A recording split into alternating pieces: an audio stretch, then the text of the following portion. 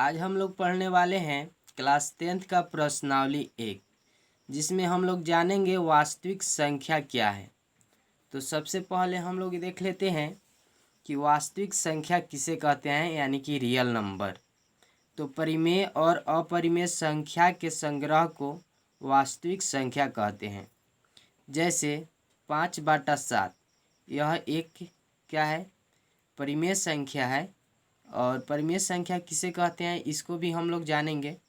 1/8 ये भी परिमेय संख्या है, लेकिन 3 क्या है, यह एक अपरिमेय संख्या है। और √35 भी एक अपरिमेय संख्या है। तो परिमेय और अपरिमेय के बारे में हम लोग नीचे पढ़ेंगे। यानी कि आप वास्तविक संख्या को इस प्रकार से भी बोल सकते हैं, वैसी संख्या जिसे हम किसी लाइन पर प्रेजेंट कर सकते हैं उसे वास्तविक संख्या या रियल नंबर कहते हैं। जैसे आप यहाँ पर देख सकते हैं, यहाँ पर 0, 1, 2, 3 इस तरह से बढ़ते जाएगा इन्फिनेटिव तक। और इधर भी -1, -2, -3 और ये भी इन्फिनेटिव तक बढ़ते जाएगा। अगर हम आपको बोलें कि 1.5 को इस पर प्रेजेंट करना है तो इसको भी हम बहुत आसानी से कर सकते हैं। 1 और 2 के बीच में, एकदम बीच में यहाँ पे हो जाएगा 1.5। ठीक है। अगर आपको 2.3 करना है तो यह यहाँ पे हो जाएगा 2 के थोड़ा सा इधर में, यानी कि लाइनिंग रहता है। जब आप कीजिएगा तो इसमें 10 ठो लाइन रहता है और 2.3 है तो 3 पर आपको कर देना है, 2 और 3 के बीच में। ठीक है, इस प्रकार से आप प्रेजेंट कर सकते हैं। तो चलिए फिर हम लोग आगे बढ़ते हैं।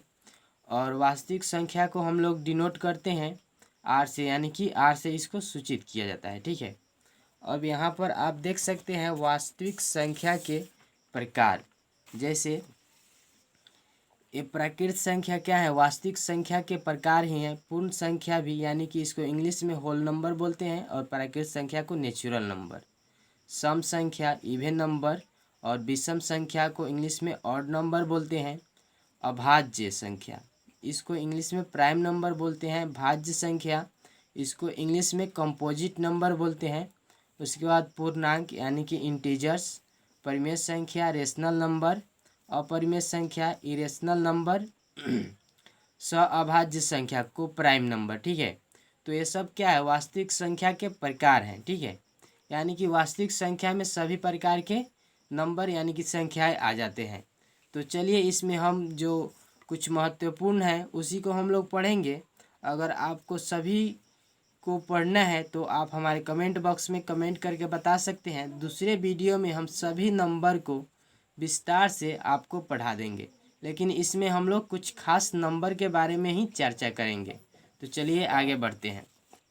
यहाँ पे देखिएगा, उसके बाद है प्राकृत संख्या यानी कि नेचुरल नंबर।